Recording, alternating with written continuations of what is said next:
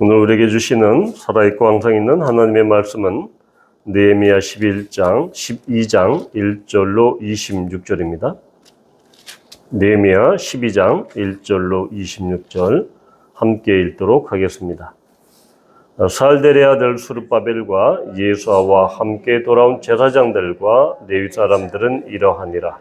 제사장들은 스라야와 예레미야와 에스라와 아마랴와 말룩과 핫두스와 스가냐와 루흠과 무레못과 이또와 긴느도이와 아비야와 미야민과 마아랴와 빌가와 스마야와 요아립과 여다야와 살루와 야목과 힐기야와 여디야니 이상은 예수와 때의 제사장들과 그들의 형제 지도자들이었느니라. 레위 사람들은 예수아와 빈누이와 간멜과 세레바와 유다와 마따나니 이 마따나는 그의 형제와 함께 찬송하는 일을 맡았고 또 그들의 형제 박부가와 운노와 직무를 따라 그들의 맞은편에 있으며 예수아는 요아김을 낳고 요야김은 엘리야십을 낳고 엘리야십은 요야다를 낳고 요야다는 요나단을 낳고 요나단은 야뚜야를 낳았느니라. 요야김 때의 제사장 족장된 자는 스라야 족속에는 무라야요 예레미야 족속에는 하나냐요 에스라 족속에는 무슬람이요 아마랴 족속에는 여호하나니요 말루기 족속에는 요나단이요 수바냐 족속에는 요셉이요 하림 족속에는 아드나요 무라요 족속에는 헬게요 이또 족속에는 스가랴요 긴느돈 족속에는 무슬람이요 아비야 족속에는 시그리요 미냐민 곧 모야다 족속에는 빌데요 빌가 족속에는 삼무아요 스마야 족속에는 여호나나니요 요아립 족속에는 마뜨네요 여다야 족속에는 우시요 살레 족속에는 갈레요 아목 족속에는 에벨이요 힐기야 족속에는 하사바요 여다야 족속에는 느다넬이었느니라. 엘리야십과 요야다와 요하난과 야뚜아 때 레위 사람의 족정이 모두 책에 기록되었고 바사왕 바리오 때 제사장도 책에 기록되었고 레위 자손의 족장들은 엘리야십의 아들 요하난 때까지 역대실하게 기록되었으며 레위 족속의 지도자들은 하사바와 세레바와 간미엘의 아들 예수아라. 그들은 그들의 형제의 맞은편에 있어 하나님의 사람 다윗의 명령대로 순서를 따라 주를 찬양하며 감사하고 마따나와 박뷰가와 오바댜와 무슬람은 달몬과 악굽은 다 문지기로서 순서대로 문 안에 곳간을 파수하였나니 이상의 모든 사람들은 요사닥의 손자 예수아의 아들 요야김과 총독 느헤미야와 제사장 겸 학사 에스라 때에 있었느니라. 아멘. 네, 어제 우리는 11장에서 예루살렘 주민들, 즉 예루살렘에 거하는 10분의 1 그리고 그 위에 예루살렘 이외에 거주하는 10분의 9의 명단과 지명을 들었습니다. 자, 오늘 이 12장 산 넘어 산입니다. 계속해서 사람들의 이름이 이렇게 나열되어 있습니다. 그냥 건너떠도 되는 이런 본문인가? 라고 생각할 수도 있습니다. 그런데 성경에서 의미 없는 지명이나 임명은 없습니다. 그래서 이 단순한 이 임명을 계속해서 사람 이름을 계속해서 나열하는 것은 단순히 어떠한 이 명단, 리스트가 아니다. 이것은 이 지루하거나 아니면 매우 무미건조한 그러한 명단이 아님을 우리는 알 수 있습니다. 참 왜냐하면 지금 11장까지 이제 성벽이 완성이 되었죠. 주전 435년에 성벽이 완성이 됐고, 자, 그러면서 이제 이 성벽 안에 있는 그 사람들, 예루살렘 안에 거하는 그 사람들의 이름이 11장에 나와 있습니다. 그리고 이 다음에 단락에서는 드디어 성벽 봉헌식을 하게 됩니다. 자, 그러면 이 맥락을 따라 본다면 이 명단은 지금 12장 2절에서 스룹바벨과 예수아로 시작합니다. 이 사람들은 바로 고레스 칙령에 따라서 주전 538년에 예루살렘에 온 사람들입니다. 그리고 지금 느헤미야 시대 때 이 사람들은 거의 22절에 보면 바사왕 다리오 때라고 이야기합니다. 이 페르시아 제국의 다리오 왕은 1세, 2세, 3세 무려 이 3명의 왕이 다리오라는 그 이름을 씁니다. 각각 그 다스리던 시기도 좀 달랐죠. 그래서 이것을 이 고고학적 그러한 추정에 따르면 이 바사왕 다리오 때는 주전 한 420년경, 그러니까 이 다리오 2세를 이야기한다고 이 강력하게 그 논증이 됩니다. 따라서 그렇다고 하면 이 기록, 주룹바벨과 예수아 때로부터 대제사장과 레위인들의 이 족보, 레위인들의 이 명단, 이것은 100년에 걸친 그 역사다. 100년이 넘은 그 역사를 지금 가리키고 있다는 것이죠. 그러니까 이 대단한 이 역사입니다. 바로 538년에 왔고, 그리고 이 445년에 이렇게 성벽이 건축이 되니까 거의 100여 년 전에 100여 년간에 걸친 제사장들과 대제사장과 제사장, 그리고 레위인들의 역사가 그 계보들이 쭉 지금 나와 있다. 특별히 이 10절과 11절에는 이 대제사장의 예수아로부터 시작이 된, 예수아가 수룹바벨과 함께 왔죠. 이 대제사장의 그 계보가 6명의 계보가 이렇게 나와 있습니다. 자, 우리는 이 대제사장과 제사장, 레위인들의 계보를 통해서 또 그들이 하는 일을 통해서 이 본문은, 이 성경의 이야기는 우리에게 무엇을 알려주려고 하는 것일까요? 이 다리오 왕, 다리오 2세, 페르시아의 식민지 국가로서 당연히 정치적인 주권은 없었죠. 식민지 국가니까. 그런데 그러한 식민지의 주권은 지금 국가로서 주권은 페르시아에 넘어가 있지만 그 포로 귀환으로부터 지금 100여 년이 지난 이 시점까지 대제사장과 레위인들, 이 사람들의 계보는 계속해서 지속되지 않고 끊김없이 내려왔다는 것은 결국은 주권은 빼앗겼지만 하나님 앞에 드려지는 그런 예배, 찬양, 그리고 이 영적 이 주권은 계속해서 하나님의 손 안에 있다라고 하는 거의 영적인 독립선언서와 다름이 없습니다. 우리는 이 1919년 3월 1일에 이 33인의 그 독립 그 선언서에 서명한 이 33명의 그 명단을 알고 있습니다. 그 명단은 우리 아주 의미가 있죠. 마치 그런 것입니다. 이것은 100년에 걸친 이 식민지 유다의 그러한 영적인 독립을 선언하며 하나님 앞에 예배했던 그 사람들의 이야기를 지금 이 계보는, 이 명단은 우리에게 강력하게 증거하고 있다라는 것이죠.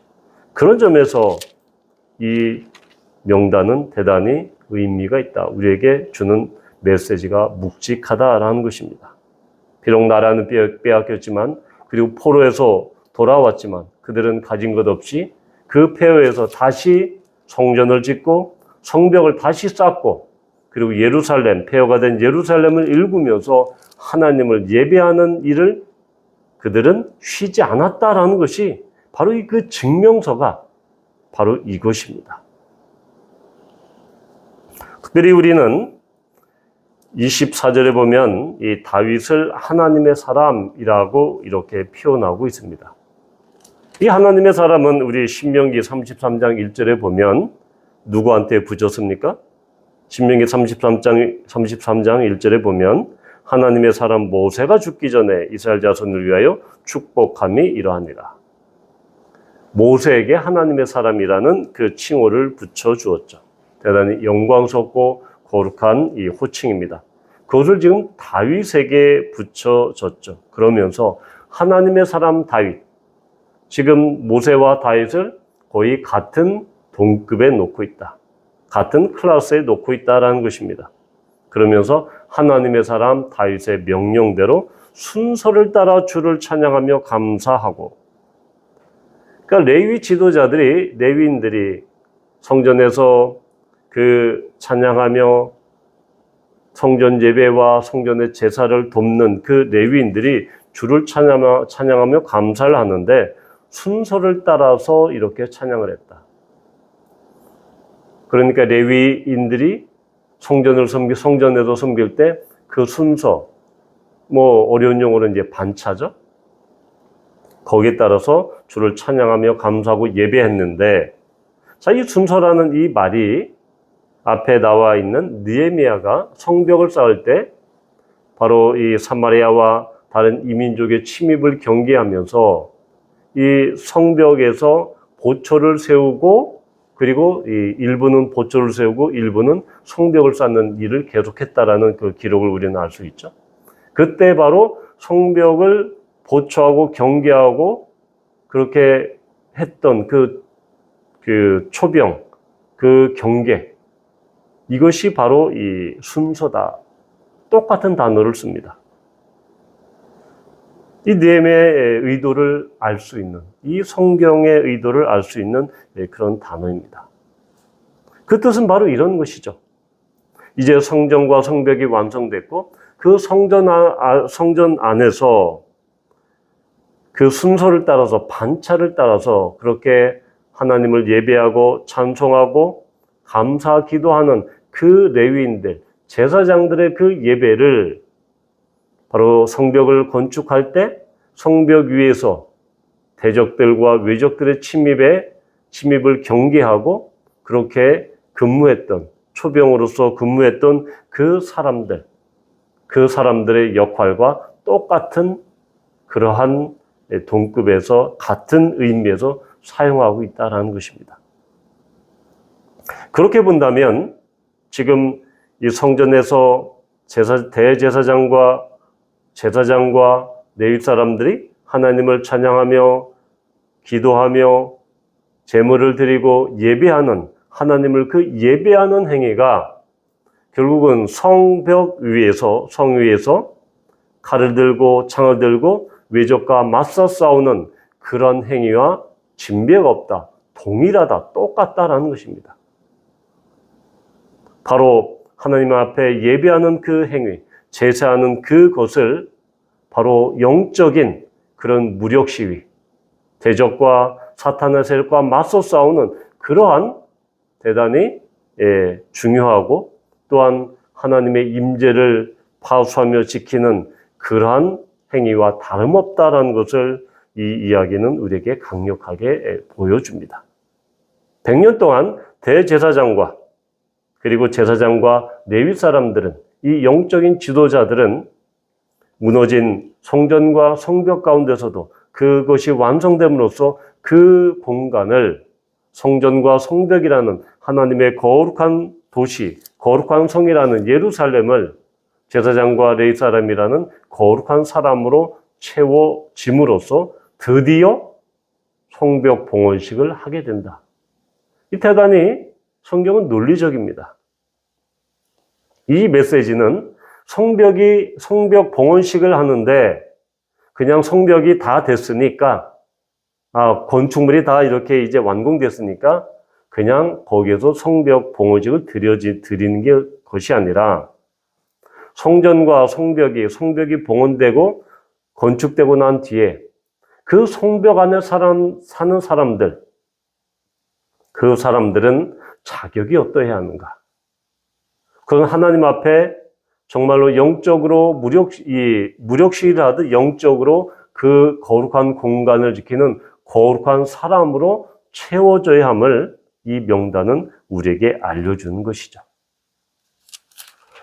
바로 우리는 어제 11장 1절에서 보면 이 거룩한 성 예루살렘이라고 이야기했습니다. 그리고 앞에 이전에서 그 성벽을 지킬 때 그 성문을 레위 사람들로 파수하겠다, 지키겠다, 경계 근무를 서겠다라는 것이죠. 그래서 그때 제가 말씀드린 것이 왜 그 레위 사람들은 원래 성전 안의 성전의 울타리를 경계하는 사람들이었습니다. 그런데 그 레위 사람들이 성벽의 경계 근무까지, 성문까지 확대돼서 한 것은 결국은 하나님의 거룩한 이 성전이 도시 전체로 확대되는 그런 의미다라고 말씀을 드렸죠. 결국은 이 거룩한 성 예루살렘에서 이 거룩한 사람인 레위인들과 제사장이 채움으로써 그 성전 전체가 거룩해지는, 그래서 11장 1절에서 이야기하는 거룩한 성 예루살렘을 그대로 지금 구현하고 있다. 이것은 우리에게 현대적인 의미에서 주는 메시지가 상당히 아주 무겁습니다. 그것은 단순히 우리가 이 교회당을 지었으니까 교회당을 봉헌한다라는 그런 자동적인 논리가 아니라, 교회당은 건물로서의 교회당이지만 그 거룩한 공간을 채우는 그것은 바로 거룩한 하나님의 무리, 성도들이 그 거룩한 공간을 채울 때 비로소 의미가 있다는 것이죠. 교회당은 정말로 그럴싸하게 아주 화롭게 그렇게 져놨지만 그 공간을 채우는 사람들이, 그 건축물을 채우는 그 사람들이 거룩하지 않다면 거기에서 드려지는 성전의 이 예배와 또한 그곳에 드리는 찬양과 기도가 과연 하나님께서 기뻐 받으실까? 우리는 예언서에서 하나님께서 말씀합니다. 너희들 성전의 앞마당도 밟지 마라. 그렇게 하나님과 우상 숭배를 겸하여 섬기고 하나님의 거룩한 전에서, 성전에서 너희들은 이방의 제사를 드리고 그렇게 하는 것은 가나안의 그 잡신들을 섬기는, 그것도 하나님의 그 성전에서 그럴 거면 성전 뜰도 밟지 마라. 차라리 제사하지 말라. 라고 이렇게 예언자를 통해서 말씀하지 않습니까? 따라서 우리는 이 신약시대 이 교회당에서, 하나님의 거룩한 공동체인 교회에서 예배하며 찬송하고 찬양하는 것이, 기도하는 것이 얼마나 묵직한 일인지, 우리에게 무거운 일인지 이 메시지는, 이 본문은 우리에게 이야기합니다. 그것은 마치 지금 군인들이 그 휴전선에서 그 적의 침입을, 적의 공격을 이 경계 근무하듯이 그렇게 눈을 부릅뜨고 하나님의 임재를 지키고 하나님의 임재를 바라면서 또한 사단의 공격을 그렇게 물리치고 사단의 공격을 대비하는 것이 교회당에서 드리는 예배요 찬송요 기도다라는 이 관점을 이 이야기는 우리에게 제시합니다. 그래서 이때 이런 어려운 시기에 예배했던 자들, 그리고 예배를 인도하며 찬양하며 하나님 앞에 제사드렸던 이 예배자들이 지금 100년간의 역사가 그 명단을 우리에게 알려주고 있죠. 비록 대제사장부터 레위 사람들, 그 성전에서 여러 가지 일로 돕는 이 사람들은 각자의 자리에서 하나님 앞에 예배드리는 그러한 정말 거룩한 예배를 통해서 그다음 하나님 앞에 영광을 돌렸고, 그 증표가, 그 증거가 지금 이 명단이라는 얘기입니다. 지금 이 예배당에서, 이 교회당에서 우리가 주일마다 그리고 새벽에 기도하며 예배하며 찬양할 때 세상 사람들이 몰라주죠. 우리 교회가 큰 것도 아니고 개척교회고, 그리고 제가 이름난 목사도 아니고, 우리가 이곳에서 소수의 사람들이 모여서 예배드리는 그 행위를 세상 사람들이, 다른 교회들이 알 리가 없습니다. 그러나 지금 100년간의 이 성전과 성벽에서, 그리고 믿음을 지켜왔던, 신앙을 지켜왔던, 그리고 하나님을 찬송하고 감사하며 제사를 드렸던, 예배했던 이 사람들을 하나님이 기억하고 이 명단에 하나님의 거룩한 책 성경에 그렇게 박제를 시켜 놓았던 것처럼 세상 사람들은 모르지만 우리가 이곳에서 예배드렸던 이때 이 사람들의 이름을 하나님은 기억하고 계신다라는 것이죠. 그렇기 때문에 우리가 이 예배당에서 드리는 예배와 찬양과 기도가 그래서 우리에게 주는 그 마음에 주는 울림은 묵직한 것입니다. 너무나 중요하고 큰 것입니다. 따라서 우리는 주일 예배 때 드리는 이 찬송과 기도와 그 예배, 그리고 수요 기도에 또한 우리가 새벽에 모여 찬송하고 말씀을 듣고 기도하며 주님 앞에 드려지는 이 간구가 결코 이것이 의미 없는 일이 아니라 하나님 앞에 향기로운 제사로 향기로운 그런 올려드리는 그러한 연기와도 같다. 요한계시록에 나와 있는 것처럼.